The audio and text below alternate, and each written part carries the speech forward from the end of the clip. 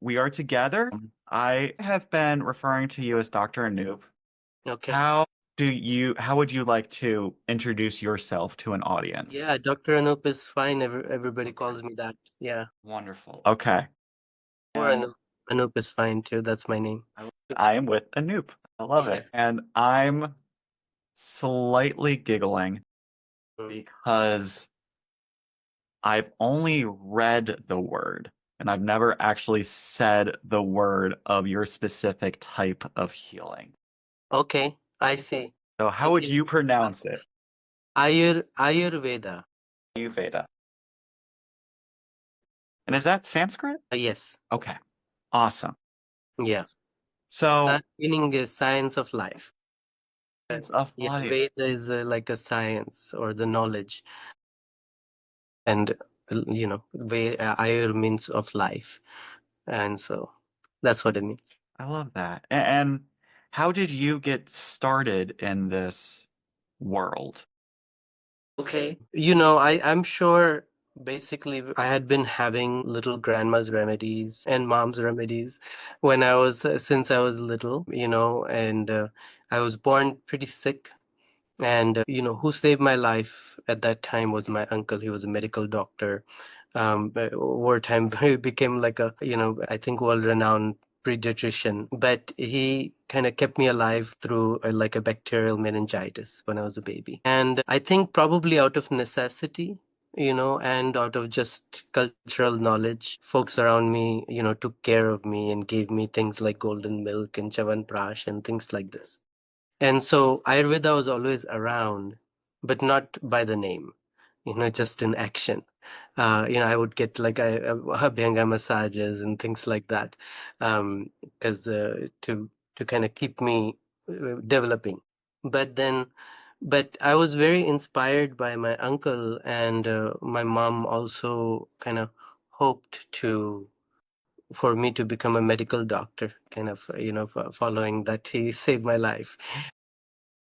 And I was hoping to be on that track. I don't think I was very I didn't never felt that smart. I'm a little dyslexic, and so but I found biology very interesting. And I found growing up, I loved stories, and I loved history. And then I started to get into geography because geography tells history in a way. So it was like rather than like being told a story of people, it's like story of time. And so when I found biology, it was like, okay, this can move me in the direction of becoming a doctor, maybe, because here's a story of life. And so, like, and as sciences go, you kind of get into more and more microscopic studies. And so I did my undergrad in molecular and cellular biology, which was very interesting because then it's like a story of physiology and how it functions and how it cycles and how every cell interacts, right? And so like where the work happens of keeping us alive, right? And so it was very fascinating for me, and it kind of like helped me to helped me to study. It was like knowing that I was kind of getting into a story didn't bother my dyslexia as much as trying to learn calculus did. And so I started to believe, okay, I could be in healthcare at that point in my undergraduate, and I got lucky, and I kind of even bullied a neurology professor to get me into like carving out retinas for him out of out of little mice eyeballs, and kind of brutal, but at that time as a 21-year-old, it was fascinating because I was like, I'm doing science and this is for science. And so that was a lot of fun. That got me into like kind of studying the study of like how kind of our sciences interact with life, because what they were doing is they were trying to find neurological models for like Alzheimer's, drug targeting, Alzheimer's drug targeting, basically. And that got me into a biochemistry lab, which was like my first real job as like a understudy for these PhD students and doing their experiments and things like that. I know I'm giving you a lot of background about how I got into Ayurveda, but yeah, it's fascinating to me how life unfolds. So I'm just sharing a little story. So I was spending a lot of time in this biochemistry lab in the basement, fantasizing being a scientist, and doing the lab experiments. And what happened is my mom at the same time had been going through a lot of health issues. And mostly she had lots of back pain, leg pain, restless leg syndrome. And she used to be a mountaineer when she was younger. So she climbed the Himalayas. She's like a national level athlete, when she was young. And, she got some boo-boos over that time. And so she was in bad shape, and she got into Stanford. There she got a drug at the time being tried.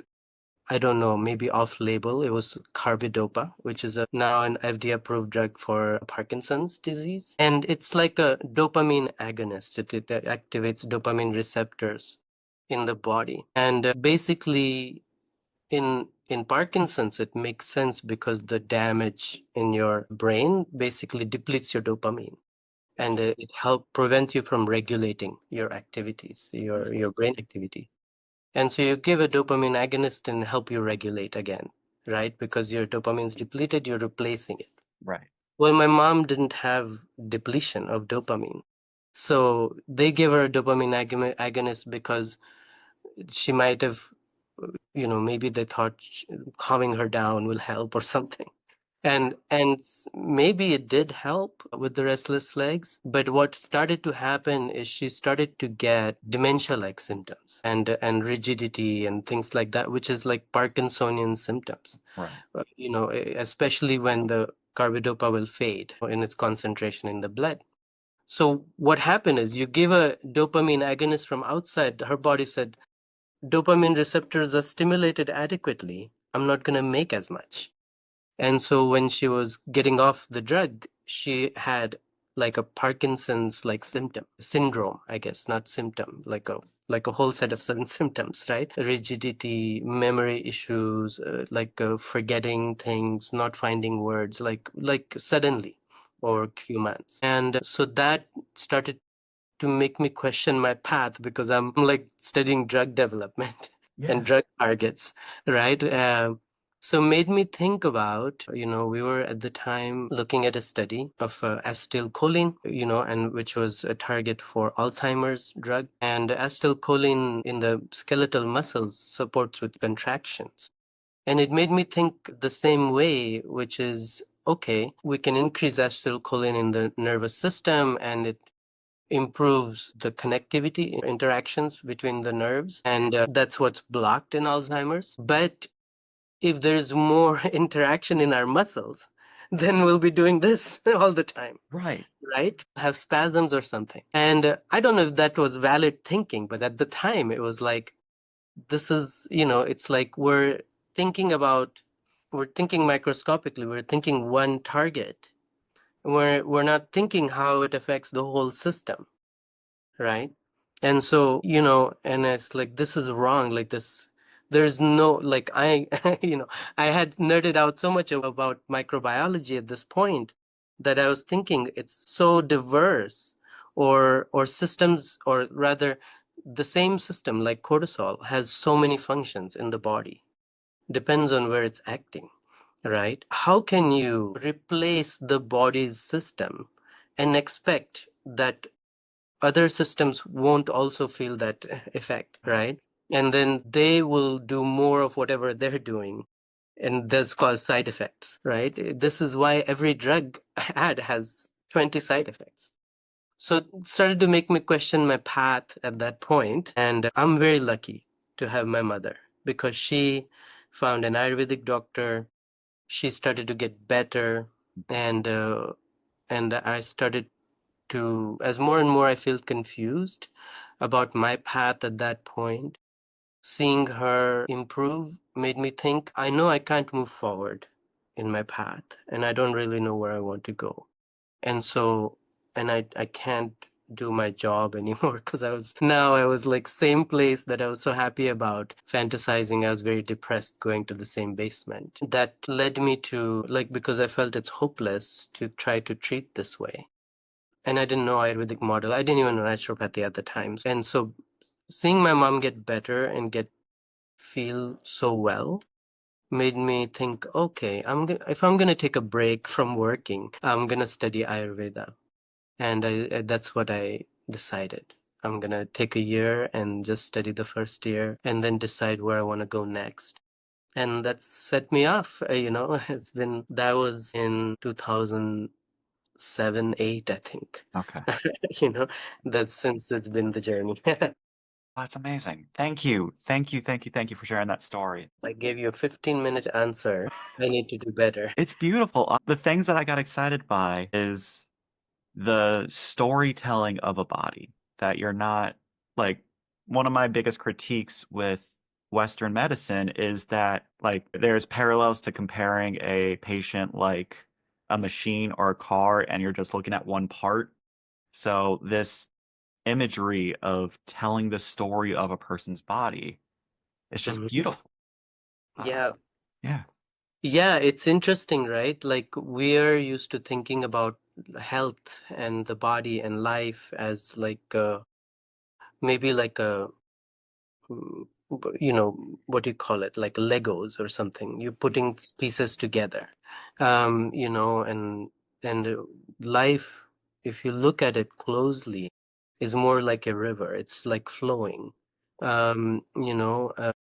It's like when the flow stops, life is not there anymore. And this is true about life in any environment, right? It's like even the little bear-like things that go in the space, they're moving. Even they get frozen, right? Because they have to survive extreme environments. They can, there has to be some amount of kind of movement in their being. Right. Then as they thought that sparks off into life again, and so the study began from the wrong assumption, and so we're just following along that path, and we're in so far from reality in our medicine because of that. I feel so validated and supported by what you're saying right now. This is such a revolutionary thing you're saying right now. And like so my gosh, so much excitement. How how do you introduce this to a new client? Yeah, that makes it a hard question because it's like to each client, it's how they what is their capacity for listening, right? It's like do they listen by their feeling and like the inner sensations? Do they listen by logic and their capacity to like analyze and understand, or do they listen by imagination? Their capacity to visualize and feel the truth through it, right? And so you really describe it based on who is really listening. Otherwise, in this kind of conversation, it's a little bit more academic, right? You kind of like you're asking about the definition of health, right?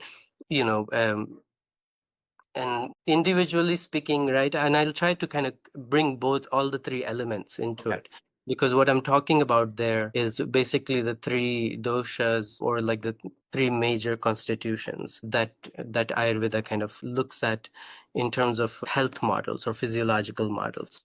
So we'll get into that. Basically, the definition of health in Ayurveda, which is samadosha, sama samadhatu, malakriya, prasanna, atma, indriya, manaha, Ayurveda iti abhidhyate. What it means is balanced functioning of the physiology as a whole, samadosha, balanced functioning of metabolism as a whole, sama agnischa, which is metabolism is the process of digestion, absorption, assimilation, and the elimination, the detoxification and elimination, balancing of those. Samadhatu, meaning the tissues being well formed and well functioning.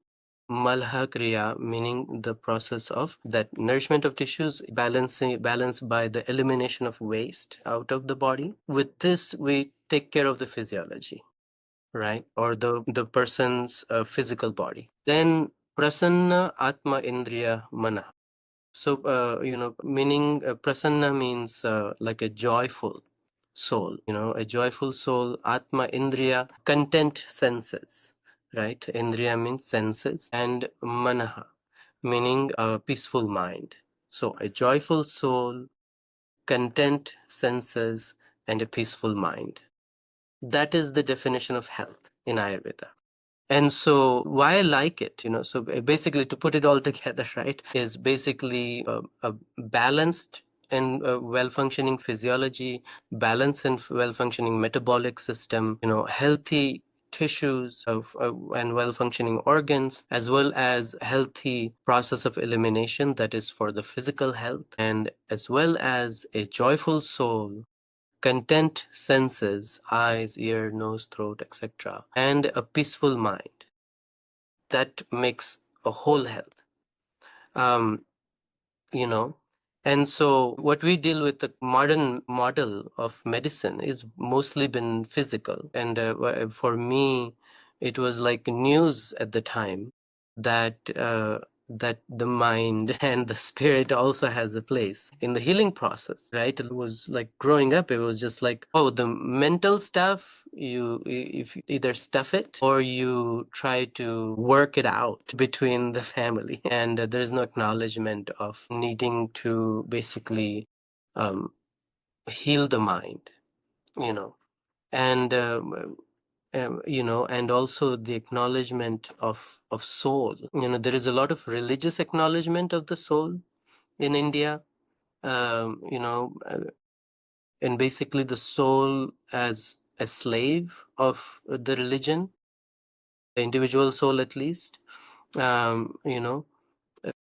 but not too much in medicine except in Ayurveda. And even in practice of Ayurveda, sometimes people miss it, but at least in US there's more people, percentage wise, that is like sincerely believe in soul. And so, the definition of Ayurveda and how we practice it, if you're an imaginative type person, right, and what we talk about, flow, Okay. right? And we're thinking about earlier we were talking about the river. So the start of the river, you can imagine, is like from the crown, like coming down from heaven or spirit, you can say, right? Or coming down from the universal source, right? The prana kind of comes into uh, our being and kind of flows into every tissue of our body. And every tissue has its own nature and its own kind of rhythm, right? That it adds to the dance of life. And so as that prana flows through the whole body, everything, it starts to move by its power. And our job as physicians is to make sure that everything is healthy as possible, so that it can hold that current and respond to it appropriately, right? If the wiring is frayed and sparks are flying off, no good, right? Or if the wiring is cut and there is block to flow, no good, right? Or if the wiring is inadequate and it's overheating, no good, right? And so that's tending to the body, right? And then it's about also where the current comes from. The current comes through the chakra system. And so we have to take care of our mind, right? Because it's like this, what is coming through us, great spirit or spirituality or spiritual energy or universal energy, is impartial, and it will be what we make of it. And so taking care of the mind really allows the truth to come forward. Like, for example, if you believe I am a worthless person, right? As life flows through you and you look out, you see all the evidence of your worthlessness, right? And so this part is showing you what you believe, or it's showing you a reflection of it, in all the things of life. If we don't take care of it, right, it's like the filter, then the filter is only shining the dirty light into your life and into you. And so you believe I'm worthless, life shows you you're worthless. Yeah. Right? And then anytime someone comes and says, but no, you're worthy, we love you, you're like, no, no, no. You're suspicious. You push Yeah. them out, Yeah. right? And so we have to take care of mind too. And part of taking care of the mind is to kind of restore the dopaminergic and serotonergic, GABAergic, these systems. Dopamine, so serotonin is like, you can say like your will, your vision, your imagination, your motivation, inspiration. This is a serotonergic function. Or dopaminergic function is your sense of pleasure and joy and connection and belonging, and ways in which we regulate, right? We're upset, we hug, we regulate because dopamine gets released, right? So that regulatory system is there.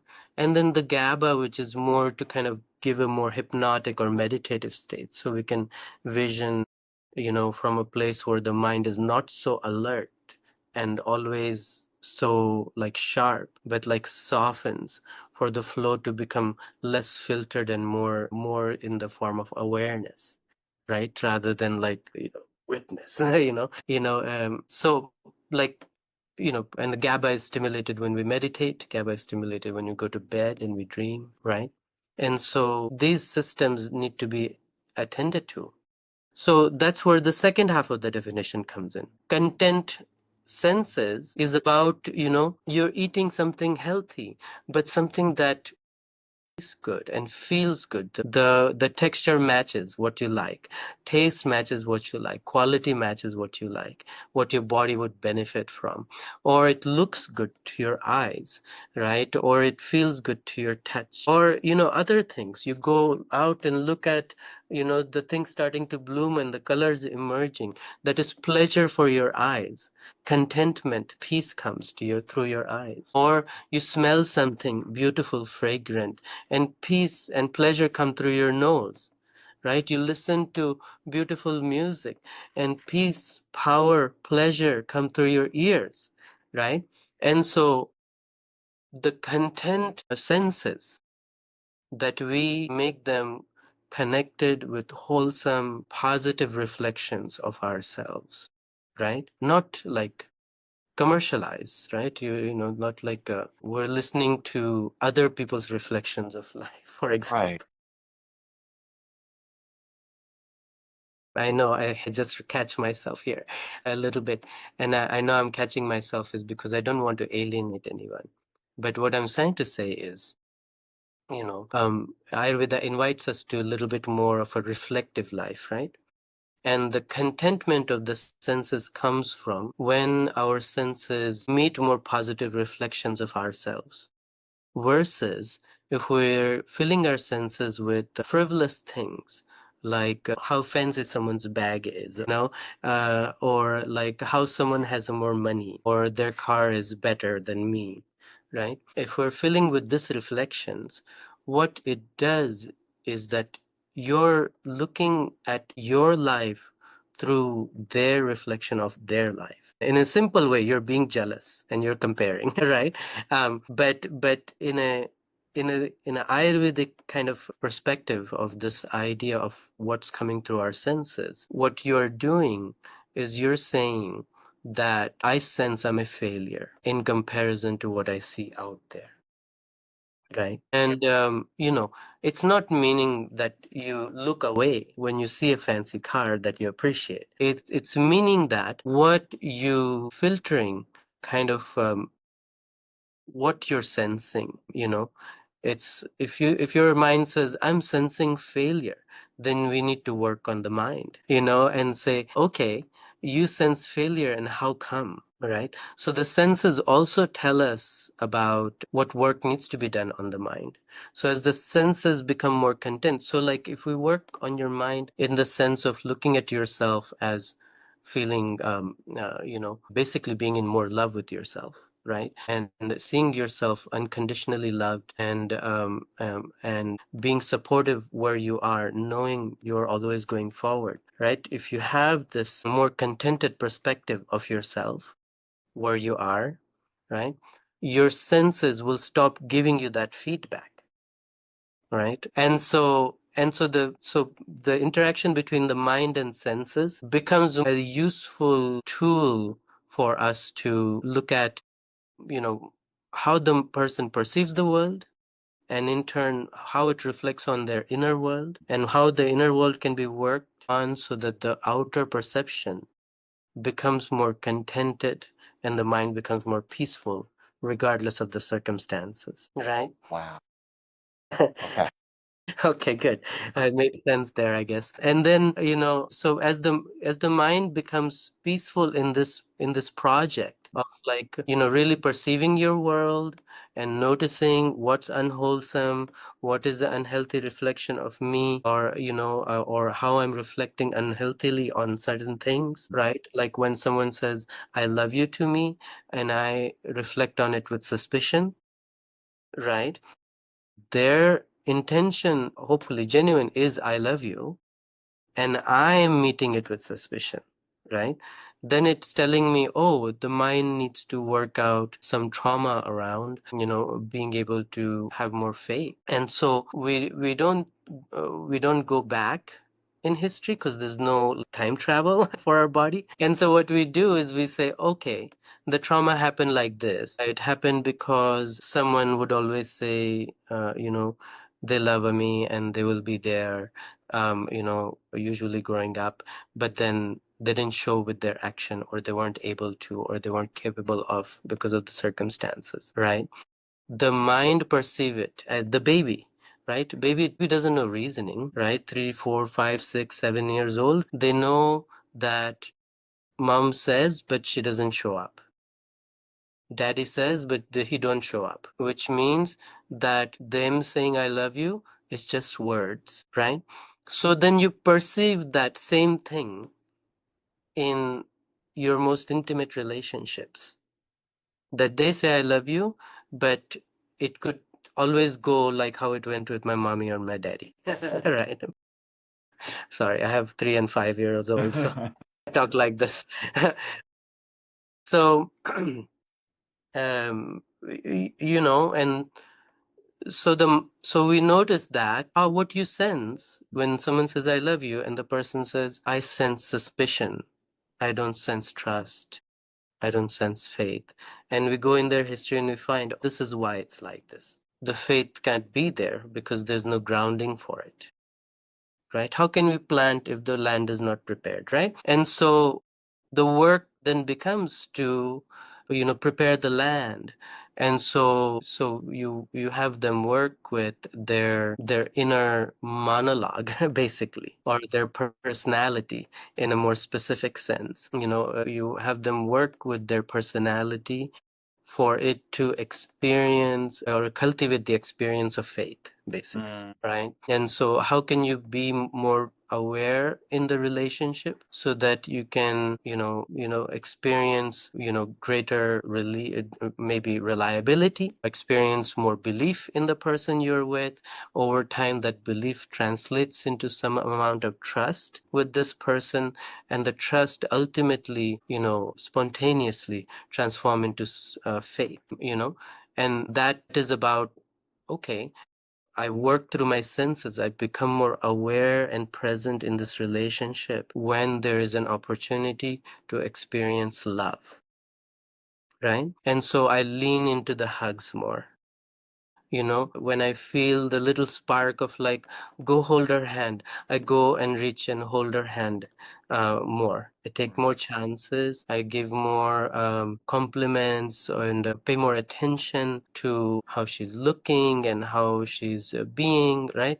Do that, and in turn, when she does that for me, right? Also work on keeping the aperture of the heart open, you know, to like not go like this, but to be like this a little bit, you know, with my keep struggling to keep my eyes and my heart open.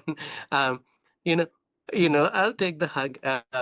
But really like, working with senses to let in love also, not only express love. And so when we experience it in action, Right.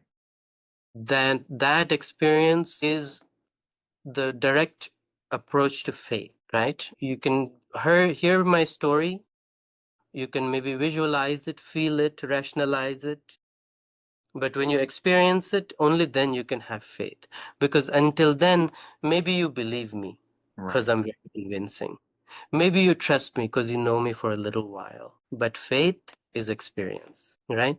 And so that's how, the definition of Ayurveda, when people ask me, I don't take a half an hour to describe it, but it's fun to describe to you in a more breaking it down, right? Because it really is like, how can you be faithful to this definition without being holistic in your approach to treatment? You have to tend to the physiology, which is the functional aspect of the body, through by tending to fixing the metabolism, the intake and the output of the body. You have to create, healthy functioning tissues, healthy cleansing elimination, so that the physical body can host the flow of life, right? And then you have to also to filter that flow in the purest way possible. You have to tend to the mind, and you tend to the mind through this flow in and out of the senses, right? Flowing out of us love, flowing into us love, right? Then contentment can come to the senses and the mind can be peaceful. And having this peaceful mind and healthy body, a joyful soul can become embodied. That's the definition of Ayurveda. How can you practice medicine without trying to go there, with your patients? So I wanted to kind of just share it like this, because with patients, I don't tell them all this. Right. With patients, they come in, they say, it's been 20 years, I've been in pain. It's been, 10 years, I've known nothing but suffering. It's been, I'm 15 years old, and since 5 years old, I have had nothing but this fear, right? And you can't talk to them about soul. You cannot talk to them about a peaceful mind. You talk to them about how Ayurveda can understand them, and how through understanding we can create a medicine or a healing approach that is a reflection of their health, right? And so here what we're doing is, like we're trying to meet the mind from the perspective of how they perceive health. One of the first questions I ask every patient when I see them first, I say, what would you like to achieve in our work together, right? And it doesn't matter if I can achieve it or not. I just want to know, what is your dream? And and I say, you can say like, my dream is to climb Mount Everest, but also tell me what steps you want us to take now to get you there. Oh, I want to sleep better, I want to have more energy, I want my gut to function better, I want my joints to hurt less, I want my headaches to go away, right? So ask them that, because when we work together, like basically I'm trying to get them to reflect on their experience as mindfully as possible, right? It hurts like this, it hurts over here, it hurts when I do this, it hurts when I, so like as much awareness they can bring to that experience. So first is about finding out, how you experience something, and I tell them that is a reflection of how your physiology is functioning, right? So we start to play with this idea that the outer experience is a reflection of the inner function, right? Okay. When we start with the medicine, And so I ask them what they're experiencing, and I tell them, oh, this means your physiology is doing this. And then the diagnosis, maybe it points the finger at a mountain. Right. But now we're hiking up the trail and finding the spot. So that's how Ayurveda, by just kind of having the patient tell the story of their experience, then starts to reflect on the story of their physiology. And then we meet them with things that will help to model health for their physiology, like herbs or lifestyle practices, routines, things like that. Model health for their physiology. And in this way, we're basically introducing like a feedback system into the body, right? Drugs, what they do, they're like they're more like a driving system. They plug into one pathway and they drive that pathway, right? Nutraceuticals do similar things, like taking your vitamins in high doses pushes all these pathways, non-specific, totally non-specific. It just anywhere the vitamin is needed, it will go, and it will push it to go as much as it can. That's why people get energy boost by taking concentrated B vitamins in their energy drinks, right? um and so, but Ayurveda, it's like, no, no, model health. Don't push. You reflect. This formula matches your syndrome in a way. Is all the imbalance you're experiencing? This is a model of balancing it. And so it kind of plugs into the physiology as a feedback system. You're going too far with the inflammation, start controlling it. This part is injured here, there's more inflammation needed, so more healing can happen, right? And so it starts to work with the physiology, how physiology is meant to work, right? And so as we get the feedback system, physiology says, oh, okay, I'm starting to get balance, or I'm starting to get more steadiness when this feedback system is present. And so our physiology then start to imitate that feedback system. And by imitating that feedback system, it needs less and less of outer modeling, Right. because the modeling is adapted internally, right? Now you take the mind, right? What I was talking about, a relationship, or giving and receiving love, right? Mhm. You take the mind, and you say you have a pain or suffering, that shows up as shame. Many reasons to have shame, but say, in a basic sense, uh, what happened to you was you're always told what's wrong with you, what you're not, what you're doing wrong, or when things are good, you're told, like you're gonna cut under your knees and things like that, with words and actions, and you know being put down, things like that. So if you grow up in a situation that even in a little bit resembles that, right? And it's coming from like a trusted grown up, it will create a similar kind of physiological imbalance, right? Where rather than getting this feedback system from childhood that says, I see you. Looks like you're trying to do this and you made a mistake, Can I help you? Or can I show you where, like up to here you did good. Can I show you where things went wrong? Or saying like, wow, that is a great way to do it. I wouldn't have thought of that, Can I share my idea of doing? you know, um, right? It's validation, and then feedback. Or wow, that's amazing, you did great, I would have never imagined, try it out, or try working it that way, right? Or just like full approval. Right? If that feedback system was there, the person would naturally grow up with a belief that I'm capable of thinking, I'm capable of reflecting, problem solving, figuring things out, right? And with that belief, they will go out in the world and will be more inclined to experiment with figuring things out. trying things out, learning things, improving things, because they had this feedback from childhood, Yeah. which gave them a belief that they're capable. Then, when they go out in the world on their own and they experience that they're capable, not just have a belief because mom said or dad said something positive, but have the experience that they're capable, then they will have faith in their capability.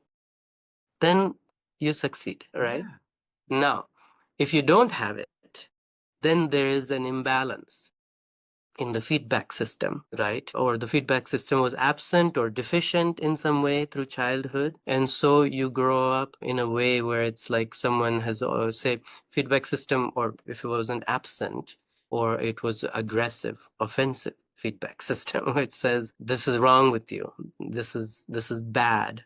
What's wrong with you?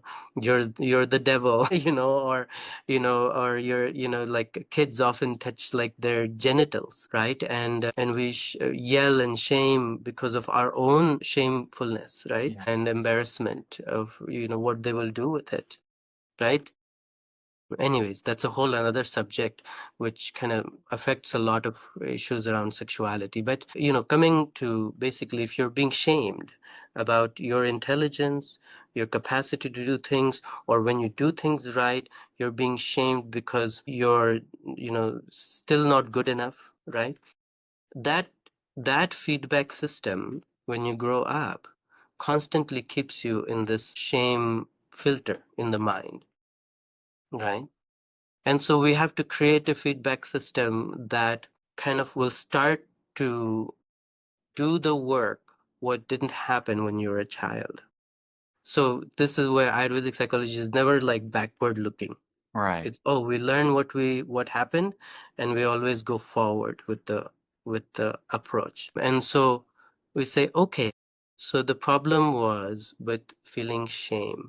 So if the problem was feeling shame, how look at day-to-day life where you feel shame, when you experience shame, even shades of shame, right? Those are the moments to really drop into awareness, or awareness meaning become present with your senses, eyes, ears, nose, throat, touch, right? Become present with your whole being, and your experience. I'm feeling shame. What's making me feel shame? I'm feeling shame because my kids love me and I know how horrible I am. I feel ashamed who I am. Or I'm feeling ashamed because I have an addiction and I don't want anybody in my life to know because it undermines their love for me. Right? I feel ashamed. And so, you start to pay attention when you feel that feeling, right? And sometimes it will just be like a physical feeling.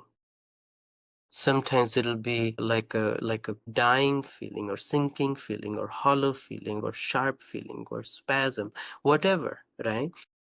The dropping into your senses allows the mind to really like connect with a feedback system where you feel the pain, right? And in that moment, you might catch yourself feeling ashamed that your kids love you and you don't deserve it.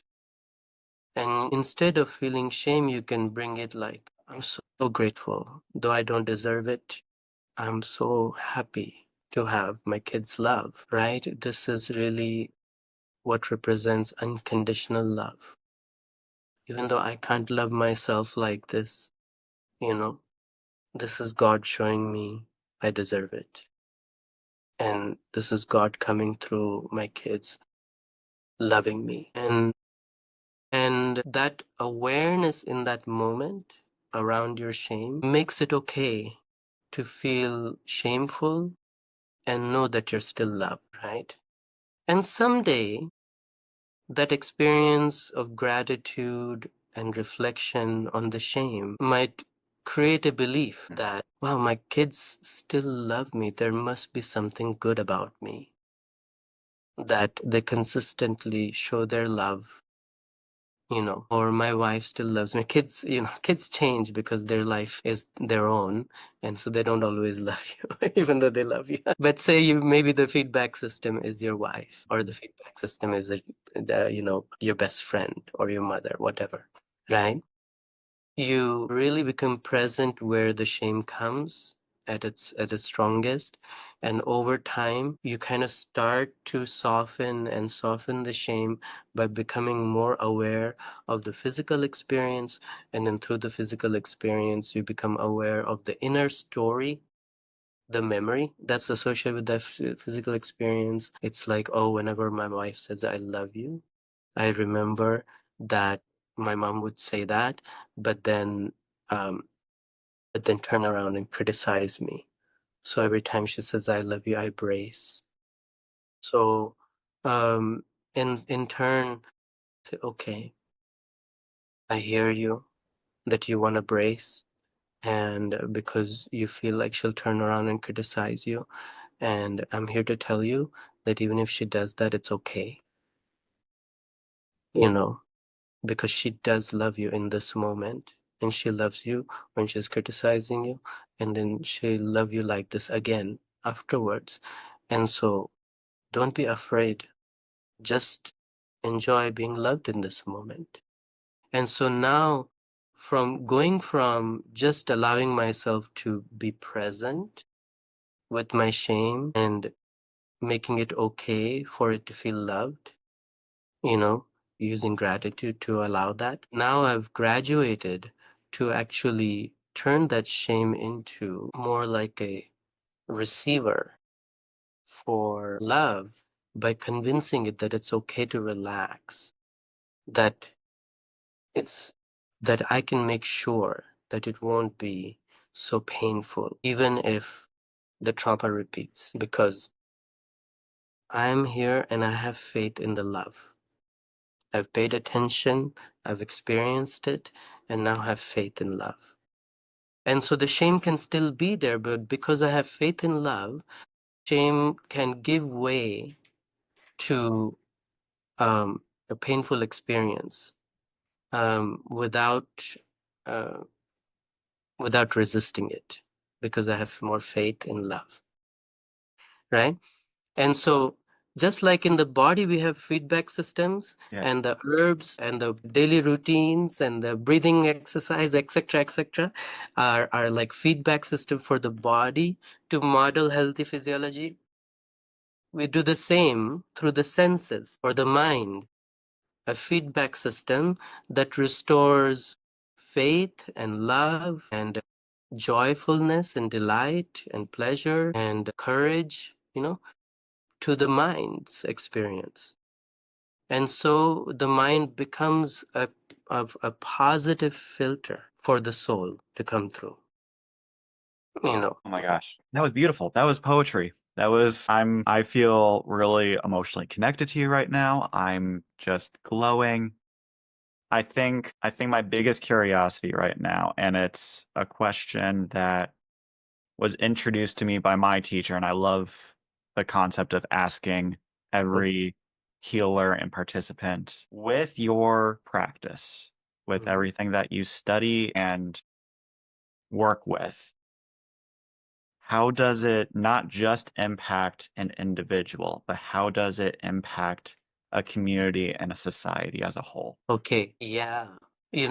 I got lucky that most of the people who come to my practice are women, and it was not planned because I really just wanted to treat diseases like diabetes and heart disease, which would mostly bring men, I would think, but mostly women came, and I had to kind of learn, um, and I learned a lot about Mother Nature and just women's bodies and all this stuff.